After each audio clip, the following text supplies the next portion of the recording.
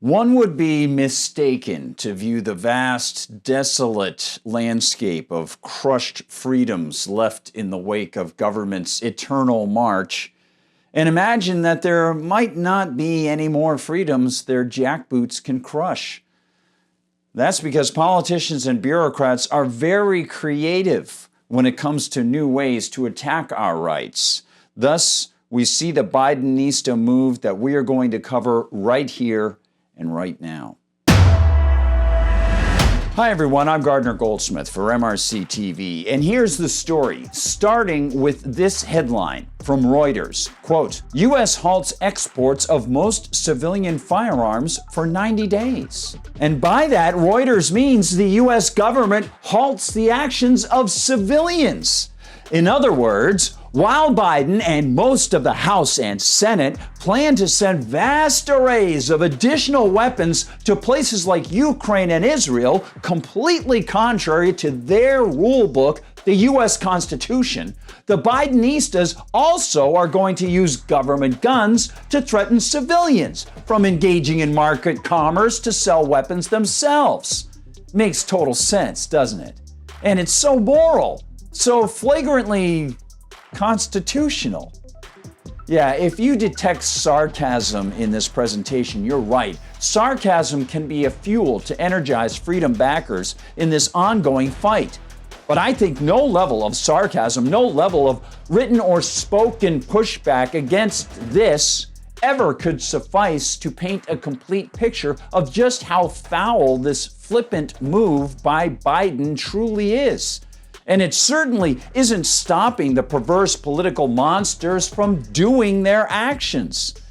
Reuters offers this, quote, the U.S. has stopped issuing export licenses for most civilian firearms and ammunition for 90 days for all non-governmental users, the Commerce Department said on Friday, citing national security and foreign policy interests. Well, it sure is good that they cited national security and foreign policy interests for their so-called rationale to engage in aggressive threats against civilians who'd like to engage in market trade.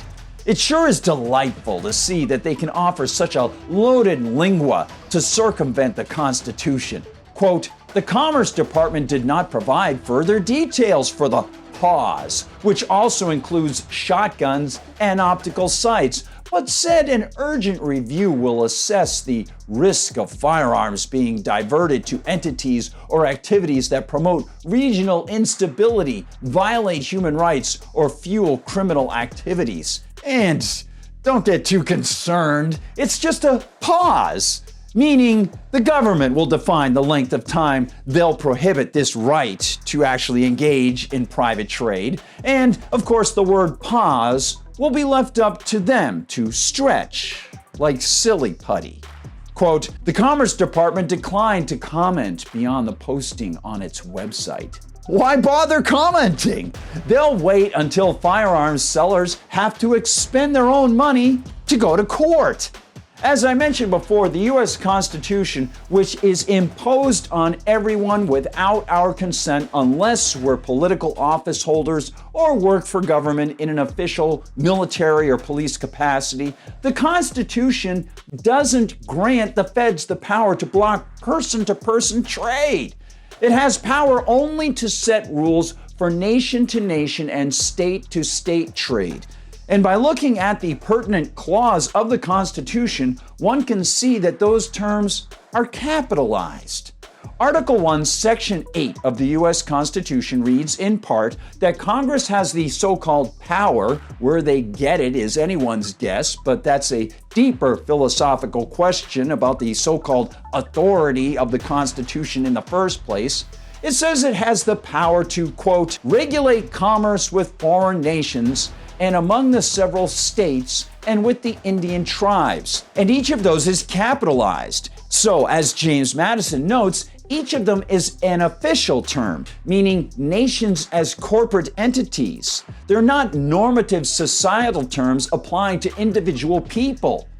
But, of course, why should the current crop of politicians care about linguistics and lexicography, etymology, or individual rights for that matter. They seem to care about running guns the way they want to run guns. Reuters adds, quote, export licenses for Ukraine and Israel, as well as some other close allies, will be exempted from the temporary halt in exports. Well, how sweet. How magnanimous. Rather than allowing individual liberty, the politicians force us to pay for their military plans and priorities. They force pacifists, Jews, Palestinian Americans, Russian Americans, Ukrainian Americans, and myriad others to shell out cash that will help create weapons which will go where the politicians want them to go, implicating everyone in the actions, regardless of where those American civilians might stand on an issue. The hypocrisy is clear, and the freedom is crushed. The one-size straitjacket-fits-all activity is ongoing. Thanks for watching, everyone. Please share this information with friends. Of course, it is just out of the gate and not too many people know about this. You can find our videos on Rumble where they're not censored. Give it the thumbs up and spread the word. Share those links far and wide. You can also still find us on YouTube, of course, and we hope that you check that you're still subscribed there. Find the whole team at MRCTV.org. That's MRCTV.org. And of course, find us on Facebook, on Instagram, on TikTok, and on Twitter. And on Gab, I'm at Gardner Goldsmith, and on Twitter, I'm at Gard Goldsmith. For MRC TV, I'm Gardner Goldsmith.